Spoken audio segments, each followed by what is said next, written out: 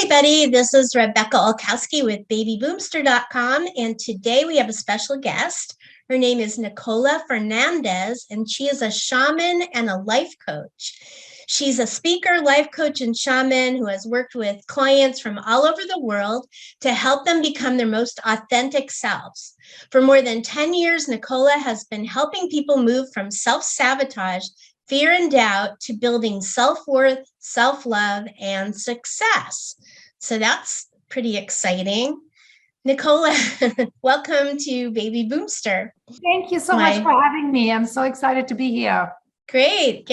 So tell me a little bit about how you got started and what it is that you do to help people. My audience is active women over 50. So any way that would relate to them would be wonderful. So perfect, because I'm over 50. So how I started was, I was very career driven. I studied business administration. I was quite successful. And then my second child had, was diagnosed with autism, and it really totally shifted my whole world. And the doctors would say they don't know where it comes from and they don't know what to do about it. So I dug it deeper and deeper, from therapy to homeopathic remedies and really to energy and why is she in my life and what does this all mean? I went to a lot of seminars.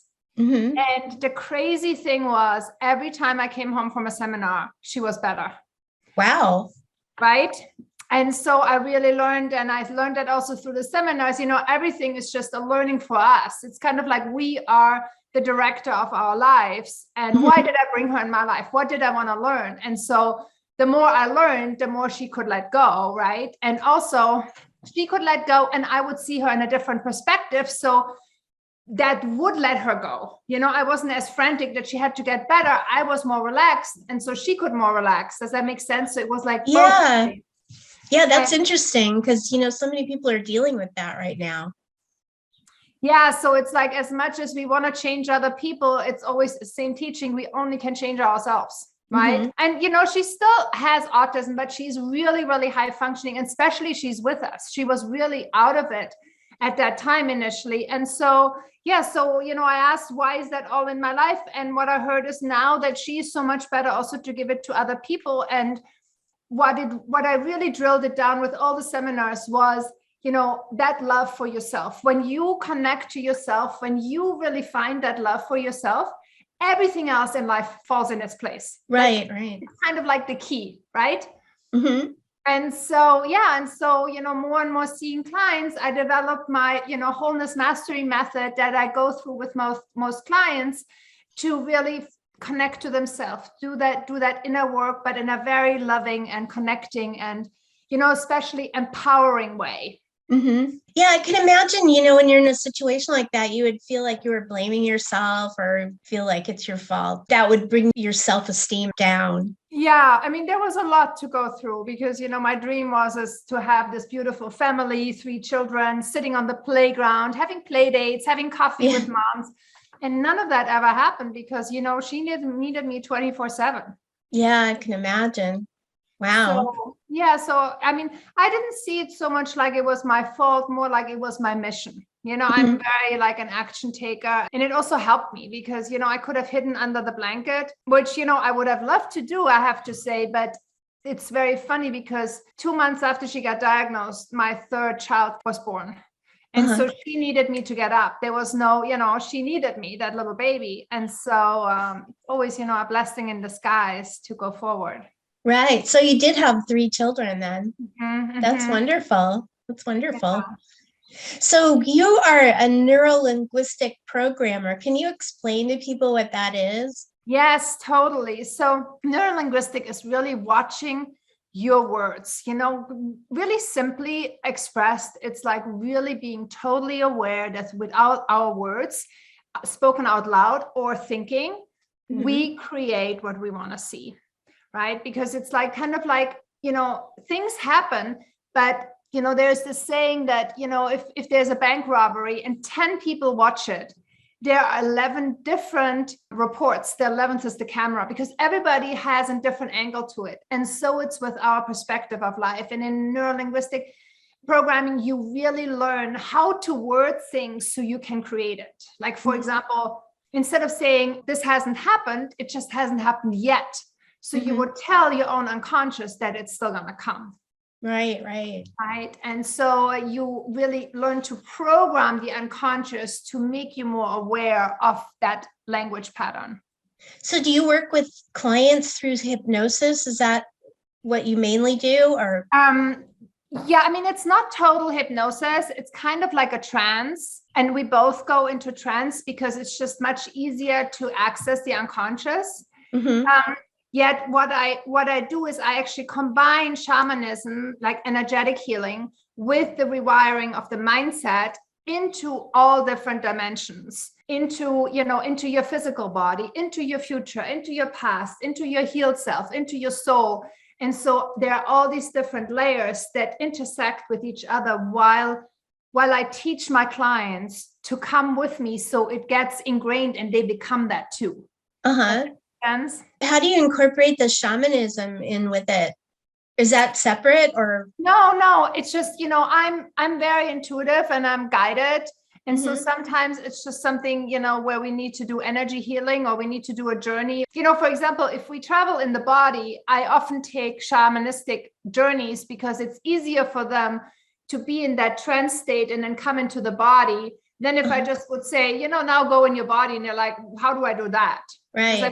So very often it's like the entry points is shamanism, or because I don't believe everything is just the mind. There's energetics, ancestral, from your lineage, and that's much easier to clear with shamanism. That's really interesting. Do you do this online or in person or both? Most of my clients I have on Zoom. Some of them have because they're longer with me, they have like an intensive day where we meet a whole day. And then I also have courses. Some of them are fully live recordings, some are partially live recordings, depending on, so it's a self-study, depending on where people are and what they want to do. Tell people how you're involved with the Oscars, with the gifting. That was exciting. It's one of those things that it's just opening up the energy field. I actually separated from my husband after 26 years last year. And so I decided, what else am I supposed to do in life? Because I had a great marriage, I had everything. And the message I got is really bring self-love to, thousands, millions of people. And I'm like, okay, for 2022, that's my goal, right? And so I put that intention out there, and it just fell all into the place of, suddenly I got awards of the best life coach in New York, which I hadn't submitted for. But so with these awards, I signed up with a PR agency who then said, you don't want to be in the Oscars. So it's just all like me just opening up and receiving and just having that intention. What if I can bring self-love, that knowledge that it's just that love to yourself that would change everything, as many people as want to receive it, and it's all falling into place. And I'm so grateful. I mean, it's like, I really couldn't have thought about it. Right. Right. So you're offering coaching programs, right? Can you explain that a little bit? Yeah. So I work when I work one-on-one with people, it's at least 6 months. So they really commit to being, the intention is to being a whole different person after 6 months, and they are. And so what we do is really connecting. It's about that love for themselves that radiates out into their lives. And so what we do is we create in the invisible world like a boardroom where they create different energies in the invisible world that help them in life. And while we create that, tons of stuff gets cleared, tons of stuff gets opened up, and they become a whole different person and they move forward as a different person. And I also have, similar programs where as a group, where people can achieve that as a group. It's just not as fine-tuned because I'm not there one-on-one. Right. Yeah. And you're in New York right now? Yes. That's where you live? Oh, okay. Yeah, I'm out in LA. Oh, nice. Yeah. So close to the Oscars. Right. Yeah. Just down the street. Yeah. So can you give us maybe a couple of tips for women who may be feeling as if they need to improve themselves as far as their own self-love, which is really pretty common, especially I think as you get older too. Yes, totally. So, the main thing, Rebecca, that I see is that we are so mind oriented, and we think if we think it through, and we women, we are so smart, but we are almost too smart for our own good. We trick ourselves with our thinking, and we think we have to figure it all out. And what I see over and over is that the biggest step is dropping into your heart. And it's not that you have to now just feel and be lovey-dovey, but that the heart actually, when you connect to the heart and start thinking from the heart, start trusting your feelings, it radiates out so much more that you pull the things in that you want. It's kind of like how I see it is like the mind is like you alone working, on your computer. Well, if you go into the heart, you're on the internet and you can pull all the knowledge in and all the connections in. And so it's really about being in the heart, being in the body, connecting to what you feel and what do you really wish for? Not anymore the logic or what would be rational or what would make sense, because that's all the head, but what do you love to do in life? And trusting that maybe that's there because you're supposed to do that. Oh, I love that. Right? I love that. Yeah. So more and more, putting your hands on your heart, breathing into your heart and just asking yourself, heart, what is it that I really want to do today? What would make my day the most joyful? Yeah, I like that. I think because sometimes we think we have to do what, we're kind of like doing right now just because that's the way to survive or whatever. But yeah, you don't have to. Yeah. And so then, you don't have to think so much about filling yourself up with love, because if you're focused on doing what really brings you joy, you automatically fill up with love. Right? Because that's true for yourself, right? Yeah. When you're doing something exciting and it gives, it's your passion, it just makes it easier. Yeah, I like that. And being in that flow, that it doesn't have to be, like this super, like, oh my God, now you have to plan to, I don't know, I'm exaggerating, hike Mount Everest, right? You can just say, I really would like to go for a walk. And what time is better than right now? Don't wait for lunch, go right now, right? And just, enjoy it. Yeah. That's one thing I like about working freelance, it's just you can kind of do whatever you want to do whenever you want to, pretty much. Yeah. Just if you decide I'm just going to go travel a little bit or go visit another part of the city or something like that. Yeah. And that's so much more possible now anyway, that everybody is more remote, right? Yeah, that's true. I think a lot of people are kind of feeling a lot of changes going on in how they are dealing with life right now. And then let me give you the second step. So once I love it. Once you really connect to your heart and say, what really brings me joy? Let me do that. Don't question it.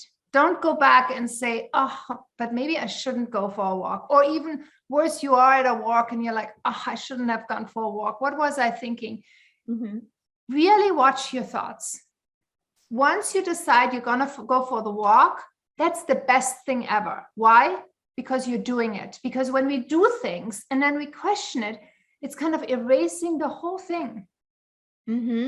So stick with that decision. It's really important, because that's what I also see, in people who work with health or, improving their health, that the cells are a little bit confused because we don't give clear instructions. We decide one thing, we decide, oh, I'm going to eat that cookie. And then, oh, but that cookie is really bad for me, right? Right. So the unconscious creates that the cookie is bad for that person because you just thought it. So if you want to eat the cookie, that's the best thing ever. Why? Because you're eating it. Right? You might as well decide, if you think that your thoughts create the energy in whatever you do, you might as well decide it's the best ever. Oh, I like that one too. I could go a little crazy with that one, I think. Yes. So those two things, if you do that every day, really doing one thing that really brings you joy. And then when you do it, really being in it and saying, that's the best ever because I'm doing it, your whole life is going to start shifting. Yeah, I can imagine. Well, tell people how they can get in touch with you and sign up with your programs, or, if they want to. Yes. Connect with you maybe online and stuff. My webpage is Self-Love with Nicola. That's all one word, Self-Love with Nicola. And Nicola is Nicola. And right now, I actually have the live recording of my Joyful You 2.0 program open. And that's a self-study course, but it's really, really exciting because it goes over 18 weeks where you learn to connect, to clear yourself and connect to all these invisible energies that are in your life. And I can send you the link, Rebecca. You can have one of the meditations for free to listen in, to have a taste, to see how it goes. And even that meditation is going to change your life. So I really highly recommend it. Oh, I like that. Thank you so much. Well, thank you. I think that this is wonderful, and I will definitely spread it out to the world. Beautiful, beautiful, Rebecca. Thank you so much. And thank you so much for what you are doing. Oh, thank you.